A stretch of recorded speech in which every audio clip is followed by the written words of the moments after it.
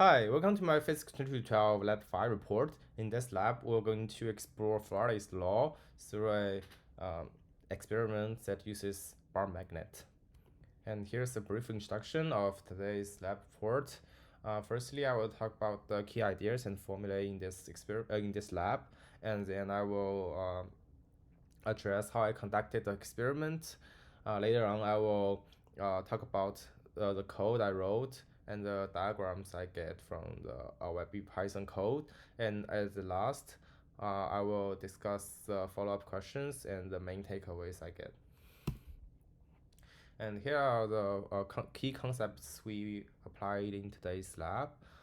First of all, Faraday's law. It tells us about the time-varying magnetic field, um, especially in the Curry electric field. And then by our Sarvet law, this law tells us the magnetic field contribution of a current flowing in the circuit. And in this lab is essentially in the foil tube, so it's a ring. And then the third concept is magnetic flux. This measures the total magnetic field in a given area, and at the end it's the Lenz's law. So Lenz's law states the direction of the magnetic field produced from induced current. And here are the formulas I used for our computational model. Let's talk about how I conducted my experiment. So by following the procedures in the instruction, I firstly labeled the North Pole using the app on the phone, and then I measured height, radius, and thickness of the foil. And later on, I recorded the time of falling of the magnet for 5 times. Then I use distance divided by t to measure the velocity of the bar magnet, and then take the average of the measuring data. And the average time I get from my experiment is 1.326 seconds. And let's here look at my computational model.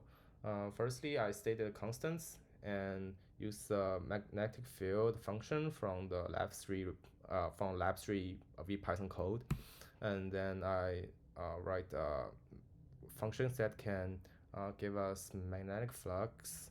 So it's essentially the formula I showed you in the third slide. So this is basically calculating d flux dt, and then I can use d flux dt divided by the parameter of the ring to get the current in the ring.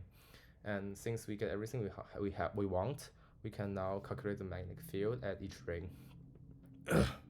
At the end, due to Newton's second law, we know that F net is equal to F gravity force plus magnetic force, and then I can use I can use distance divided by velocity to get our bar velocity, and then plot it. So yeah, at the right side is my diagram on the Python code program. And for final results, the difference between computational model and the real life experiment is the error is about 15.1%. I think it's quite accurate, and it's kind of prove our computational model is right. And for discussion questions,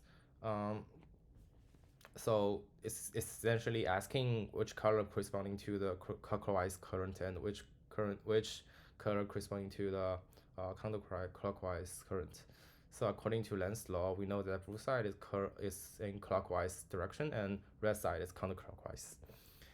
And what happened to the dynamic of the system when you flip the magnet around? I would say the dynamic doesn't change, because it's essentially the North Pole will still like increase the magnetic flux when the bar is falling. And how does what does the curve shape mean? The curve shape means that the bar magnet experience magnetic force inside the tube. So when the bar magnet is falling inside the tube, it's experiencing a upward magnetic force and a downward gravitational force. And for the what if discussion question, according to Ohm's law, if the resistivity of the conductor were reduced to 0, the current would be very high, so that our induced force on the magnetic bar will be very high. And if there's a hole on the tube, I would say the induced magnetic force will be decreased because there's a hole on it.